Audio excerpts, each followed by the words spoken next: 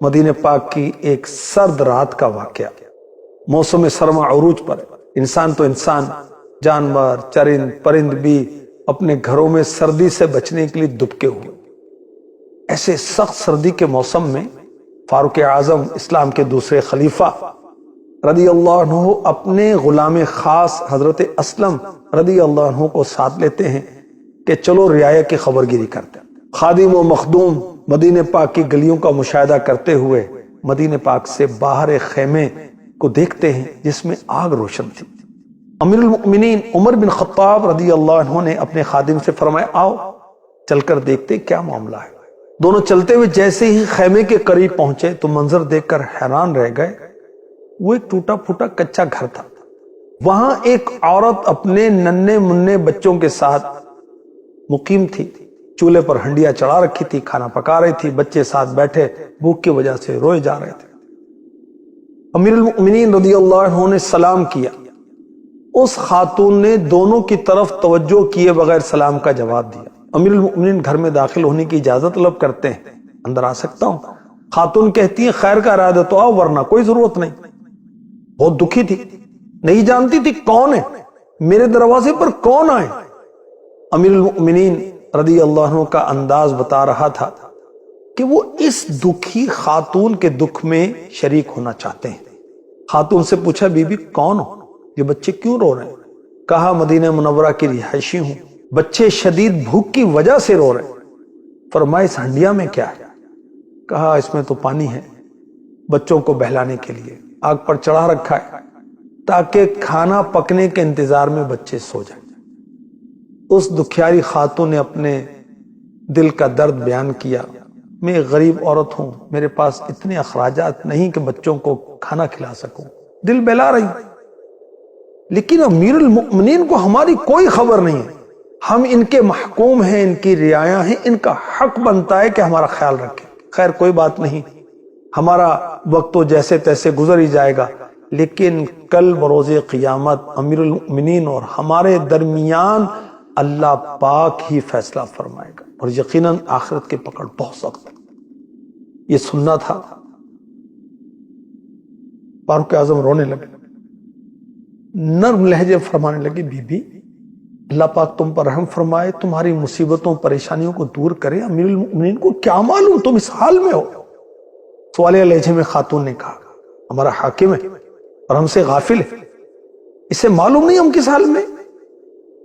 امیر المؤمنین عمر بن خطاب فاروق اعظم رضی اللہ عنہ اس دکھیاری خاتون کا یہ حال دیکھ کر گھر سے باہر آئے، اپنے خادم حضرت اسلم رضی اللہ عنہ سے فرما میرے ساتھ جلدی چلو۔ بہت گہری سوچ میں گم تھے اور اس خاتون کی حالت زار آپ پر گہرے نقوش چھوڑ رہی تھی۔ جو پہلے اپنے خادم سے گفتگو کرتے ہوئے یہاں تک پہنچے تھے، اب خاموشی کی چادر تانے تیزی کے ساتھ رواں دواں تھے۔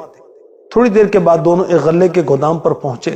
امیر المؤمنین فاروق اعظم رضی اللہ عنہ جلدی سے ایک بوری آٹا، کھجوریں، کچھ رقم اور کھانا پکانے کے دیگر لوازمات ساتھ لیے۔ خادم سے فرمایا اسلم ان ساری چیزوں کو میری پیٹھ پہ لاد دو۔ خادم نے عرض کی حضور آپ مجھے حکم فرمائے، میں اسے اپنی پیٹھ پر لاد کر اس عورت تک پہنچا دوں گا۔ خادم کی طرف دیکھا اور کہا آج اس دنیا میں تو میرے حصے کا بوجھ اپنی پیٹھ پر لاد لے گا، لیکن یاد کر اس دن کو جس دن کوئی جان کسی دوسری جان کا بوجھ نہیں اٹھائے گی اور کسی کی تکلیف دوسرے کو نہیں دی جائے گی۔ کیا تو اس دن بھی میرا بوجھ اٹھائے گا؟ خادم آقا کا فکر آخرت سے بھرپور جواب سن کر خاموش ہو گیا۔ حکم کی تعمیل کی، سارا سامان آقا کی پیٹھ پر لاد دیا۔ اللہ! اب دونوں ایک بار پھر مدینہ پاک سے باہر اس دکھیاری خاتون کے گھر کی طرف رواں دواں ہیں۔ تھوڑی دیر کے بعد دونوں گھر تک پہنچ گئے۔ خاتون ان دونوں کو سامان کے ساتھ دیکھ کر حیران رہ گئی۔ امیر المؤمنین نے وہ سارا سامان اتارا، آٹے کی بوری کھول کر خاتون سے کہا اس میں سے آٹا نکالو، اس پر نمک ڈالو تاکہ میں حریرہ بناؤں، ایک آٹے سے بنائے جانے والا کھانا۔ امیر المؤمنین رضی اللہ عنہ نے خود ہنڈیا کے نیچے آگ جلانے لگے، اس میں پھونکے مارنے لگے، یہاں تک کہ دھواں آپ کی داڑھی کے درمیان سے نکلتا محسوس ہوتا۔ آپ ساتھ ساتھ آگ بھی جلاتے جاتے، کھانا بھی پکاتے جاتے۔ آخر کار کھانا تیار ہوا، امیر المؤمنین رضی اللہ عنہ نے ہنڈیا کو چولہے سے نیچے اتارا، خاتون سے کہا کوئی بڑا اور کھلا برتن لاؤ۔ وہ خاتون ایک بڑا سا پیالہ لے آئی، اس میں کھانا ڈالا، کھانا ٹھنڈا کیا تو فاروق اعظم رضی اللہ عنہ نے بچوں کو اپنے قریب کیا، اپنے ہاتھوں سے کھانا کھلایا، یہاں تک کہ سب بچوں نے پیٹ بھر کر کھانا کھایا اور خوش ہو گئے۔ بچوں کی دلجوئی کے لیے امیر المؤمنین ان کے ساتھ کھیلنا شروع ہوتے ہیں۔ بچوں کی خوشی میں مزید اضافہ ہو گیا اور بچے کھیلتے کھیلتے نیند کی آغوش میں چلے گئے۔ بقیہ کھانا خاتون کے پاس چھوڑ کر اپنے خادم حضرت اسلم رضی اللہ عنہ کے پاس آ کر اس طرح بیٹھ گئے گویا آپ کو قلبی سکون حاصل ہوا، کندھے سے بوجھ اتر گیا۔ خاتون متوجہ ہوئی، کہنے لگی تم کتنے شفیق ہو، کتنے رحم دل ہو، تم نے مصیبت کی گھڑی میں ہماری مدد کی، میرے روتے ہوئے بچوں کے چہروں پر مسکراہٹ کے موتی بکھیرے، میں کس منہ سے تمہارا شکریہ ادا کروں؟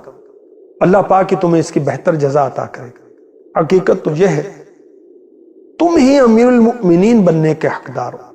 حضرت اسلم رضی اللہ عنہ دیکھ رہے تھے، خاتون کے لہجے میں واضح تبدیلی آ چکی تھی، وہ دل سے خوش دکھائی دے رہی تھی۔ امیر المؤمنین کی جگہ کوئی اور شخص ہوتا تو اپنی تعریف پر پھولا نہ سماتا، لوگوں میں جا کر سینہ چوڑا کر کے کارنامے بیان کرتا، لیکن آپ نے بالکل توجہ نہ دی۔ فرمایا بی بی جیسا تم کہہ رہی ہو ویسا بالکل نہیں، میں اور امیر المؤمنین بننے کا حقدار، یہ تو بڑی عجیب بات ہے۔ ہاں ایک بات ضرور ہے، اگر تم کبھی امیر المؤمنین کے دربار میں آؤ گی مجھے وہاں ضرور دیکھو گی۔ پھر فاروق اعظم رضی اللہ عنہ نے اللہ پاک کا شکر ادا کیا اور خادم حضرت اسلم رضی اللہ عنہ کی طرف متوجہ ہو کے فرمایا، اے اسلم، بھوک نے ان بچوں کو جگا رکھا تھا، بھوک انہیں رلا رہی تھی، میں نے یہ حالت دیکھی تو مجھے اپنے بچے یاد آ گئے، میں نے دل میں یہ تہیہ کر لیا، ان بچوں کی بھوک کو شکم سیری، رونے کو ہنسنے اور غم کو خوشی میں تبدیل نہ کر دوں جب تک چین سے نہ بیٹھوں گا، نہ ہی واپس گھر جاؤں گا۔ اللہ پاک کا شکر ہے میں اپنے مقصد میں کامیاب ہو گیا۔ اب مخدوم و خادم دونوں مدینے پاک کے مبارک گلیوں سے ہوتے واپس اپنے گھر آ جاتے ہیں۔ اللہ ہمیں بھی توفیق دے، اپنے بچوں کی فکر تو سارے کرتے ہیں، اپنے پڑوسیوں کی فکر کریں، رشتہ داروں میں غریب لوگ ہیں ان کے بچوں کی، اس قوم میں، اس ملت میں، اس امت میں جو غریب لوگ ہیں اللہ توفیق دے، ان کو کھانا کھلائیں، کچھ ان کو رقم دے دیں، ان کو کچھ اناج بھیج دیا کریں، کوئی گوشت بھیج دیا کریں، اور کوئی چیزیں بھیج دیا کریں، ایک دوسرے کا حال پوچھا کریں، ایک دوسرے کی مدد کرنا اللہ ہمارے مقدر میں فرما دے، آمین۔